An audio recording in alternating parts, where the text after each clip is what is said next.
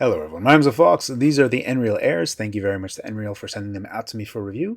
I will be comparing these to the Viture 1 glasses that I reviewed quite a while ago, but there will be some caveats there because those were pre-production models and these are production models, but I'll still touch base on what I like and what I don't like between these two models. Before we get too far ahead, I wanted to make mention that I have an exclusive Discord channel.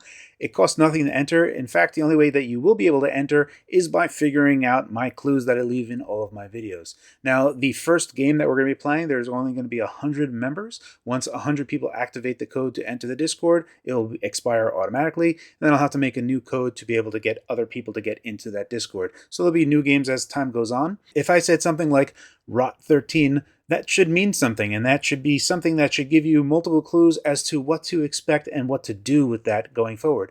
But if we were just to think about, like, if that came up, what does that mean? Chronologically, how these characters appear, they must go in order. So going forward through all my videos, you'll see like little things that pop up that don't make any sense. Those are actually encrypted characters. Good luck to those that want to enter. Let's get on with the review. Up first, let's talk about the specs of the Nreal Airs themselves. Largely the star of the show are these OLED displays that are on here. Now the resolution is 3840 by 1080. Effectively what that means is that because they're on two eyes, the effective resolution is 1920 by 1080. And we're going to be talking a little bit about how they actually judge this stuff. Now Nreal says that the perceived brightness of these panels are 400 nits. When you have the covers over them, I would say that's relatively close, anywhere between 300 to 400 nits. I think closer to 400 nits is accurate based on just my eyesight. I have no real means of being able to test this, but it is within the realm of feasibility. The other thing that I want to talk about here, and this is something that I think a lot of people are going to be kind of pulled in from the marketing side of things, and it's not entirely wrong or false. It's just how they're presenting it. They're only showing one extreme end. So one of the things that Nreal says is that it's like a 130-inch screen at 4 meters away. This is also true for being a 100-inch screen being 10 feet away. Like when I looked at my living room TV, I have an 85-inch TV. I sit about 10 feet away from it. The Nreal Airs have a larger screen than what is on my particular TV. But everything is all relative. Effectively, that also means that this is like a 24-inch monitor about 2 feet away. So a 1080p 24-inch monitor, that actually has a lot of value with how small and compact this device is. Another way to look at this is if we were to think about the Steam Deck itself, is if you were to have the Steam Deck right about here, which I don't know how many people actually play this close to their face, but you also have a higher resolution. So there's multiple things to think about here, especially when we're playing on other handhelds where the USB-C can plug in directly from the Nreal Airs to other handhelds like the iNeo or the GPD Win devices. So be a little bit mindful of that it's all relative to where you are and where your eyes are. So what I like to say is a 24-inch monitor at 1080p, which is still very good, especially with the type of display that's on there. Rounding out the other side of the features, we're going to be talking about the low-profile speakers, open-ear speakers that are on here. They are very directional, which is very nice, especially when we're talking about isolated instances. If you're going to be thinking about taking this on travel with you, you're not going to have a lot of sound pollution that is escaping outside of these speakers, annoying the people around you, even if it's at max volume. So having it being open-ear and directional means that it's relatively comfortable to use at length. These do have dual microphone inputs. The only thing that these do not have that the other Nreals have, so the Airs do not have cameras. So even though there are some AR and MR experiences that you can use with the Nreal Airs, especially with the Nebula app, because it's not going to be spatially aware, there's not going to be any way that you can save these in an effective manner to kind of leverage that in a worthwhile way. And we'll talk more about that later on in this review. Okay, so we talked about specs. Let's talk about the actual use case of these particular glasses. There are two different use cases. Again, we're going to talk about AR, MR last. We're going to talk about the air casting, that was what Nreal calls just kind of having the display piggyback off of whatever device you have. This is the actual use case, which I think a lot of people are going to be using, especially when you think about it from a lot of different areas. Either from like a bachelor point of view, when you're just singular by yourself. If you don't have a lot of space for yourself, having something like these are excellent because they're not going to be taking up a lot of space or power, while having a 24-inch 1080p monitor isn't luxurious or lavish in any way. It does need a desk. And you can get the same experience with these as a 24-inch 1080p monitor, very, very compact, and only taking around 2 watts. We're going to talk more about on that later and the implications that serves. So really, when you think about it, like in my use case with my family, in my living room with my big screen TV, lots of times my daughter is confiscating that TV and is just hogging it up, won't let me watch anything. In that particular instance, that's where you have these handheld devices like a Steam Deck or GPD Win or an INEO, where you can actually just sit on the couch, be with your family, play a game, watch what they're watching, and kind of interact but still be in that space. These glasses serve as a way to kind of, yes, they are isolating, but because we can see through, especially when they're just like this, you can still participate, but you have a larger screen and sound that is kind of personal for you. These really are and serve very well of having a personal entertainment, personal AV experience is what I really see this avenue where they really shine is a personal AV experience. One of the things that we're going to do, and I'll talk based on this when I compare it to the Viture ones later on in the segment, is that you can actually just put a shroud over the glasses themselves. So it's a physical shield that you put over it. These are ideal if you want to maximize image quality of the embedded displays themselves. However, because it doesn't block out anything else, there's a lot of light leakage that comes in around. If you're in a fairly bright room, this can be pretty distracting because there's a weird kind of contrast between your peripheral vision versus what you're looking at in the center. Not going to have problems, but it's just a non-ideal situation to use these particular lenses, especially with the blackout lenses that are applied on there.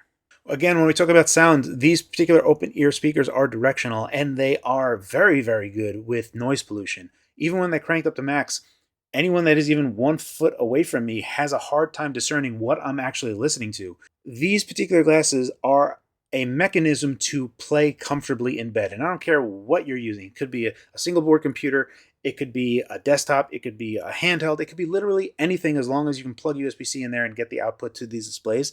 That is a sensational function to play these anything while in bed comfortably. So that is an avenue where I think that these things absolutely service perfectly. So if you were looking for a mechanism or a way to play in bed very comfortably across anything, these are going to fit the bill for you. The other thing worth noting here is that the nose guard here, I'm using the default one that they came here with. They do give you different sizes that you can put on there, but the material that they use on the nose guard itself is extremely comfortable. In fact, I've been wearing these at length. I've been using this device for about a week and a half now, in different intervals, mostly for like an hour or two, but at no time did I feel any discomfort by using this nose bridge, so this is something that I really, really like. At this point, I want to kind of springboard and talk about comparing these particular Nreal Airs to the Viture ones that I had reviewed a few months ago. Now, again, the Viture ones that I had were pre-production models. The plastic and the overall quality of them wasn't that great. It was kind of falling apart, but it was more just to demonstrate that they worked. I still like the Viture ones, especially for the use case of using them in bed. The two areas I think that the Viture ones excel, and even though it's not the best when we talk about style, is that number one, the Viture ones, because of how they were arranged and larger, was that I could actually wear my prescription glasses underneath the Viture ones and still use the Viture ones. I can't, even when changing the nose guard on the Nreal Air, find any comfortable way to wear my prescription glasses and the Nreal Airs at the same time. Instead, you have to have the attachment that they give you where you can get prescription lenses to mount onto that and then mount onto the Nreal Airs. So you can still use prescription lenses on this, but you're going to need to have an additional cost, and there is no comfortable way really to use your glasses with the Nreal Airs. The other thing is that there is no real way to change the IPD, the interpupillary distance, on the Nreal Airs. They're kind of fixed. For me, thankfully, everything works perfectly. The Viture ones actually have adjusters where you can change that how they sit on your face. So for people that have IPD problems, the Viture ones are going to be better in that regard. So that's just something that I kind of wanted to mention, is that while I think the Nreal Airs for me are most ideal, the Viture ones still have features and functionality that I think are edge cases that people require to use these XR glasses in a meaningful way. Overall, again, just because the Viture ones have those capabilities, I found the overall quality of these to be superior. Now, again, that's not exactly fair because I was using pre-production Viture ones versus these production grade Nreal Airs. But even just like style-wise, the Viture ones are bulkier because they have to accommodate other features, especially being able to use prescription glasses underneath or just having those diopters to adjust in real time. So there's extra space for that, for those mechanisms. So I kind of like the Nreal Airs, especially because they just fit me perfectly. And I technically don't really need glasses when I'm using this. I see just fine with how they've set everything up. So for me, everything is perfect. So I'm kind of a weird use case where the Nreal Airs are just absolutely perfect for me, and the Viture ones I had to kind of fiddle around to get them honed in to be exactly as I want. But overall, just fit, finish, quality, Nreal Airs I prefer over the Viture ones. So I kind of just want to kind of combine that into this review just to give you my ideas and thoughts on the two different models. The other thing that I want to talk about here is the use case of using them as AR and MR, so augmented reality or mixed reality. These airs do not have cameras in them, so they have no ability to understand spatial awareness at all. They do sell another type of Nreal airs that have cameras on them, so they will have some idea of where things are. You can effectively, with the Nebula app, potentially set up use cases where you could create virtual displays all around a main display. How that works out in practice is that I was just using the augmented reality function of it. So I was just kind of playing with AR stickers or just kind of floating things in front of me, and still just using my main display with me. So I wasn't really using the other displays as anything super meaningful outside of like YouTube and whatnot. So while it was useful, the problem is that my main display is not bright enough to bypass and filter through the sunglasses that are here that are darkening all the brightness from my main monitor.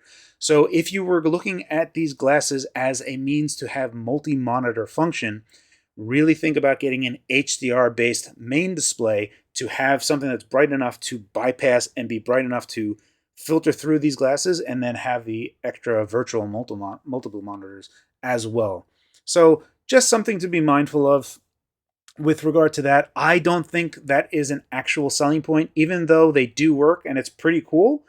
I don't think that's a selling point for this, for me in particular. The air casting, the regular dumb push a display to these display glasses, much like how Sharper Image was trying to sell in the 90s but failed, these are the realization of that vision back from the 90s of having glasses that were your display and speakers. In reality, they actually just work very good. So that's my take on the Nreal Airs. As always, guys, thank you for your time, and thanks for watching.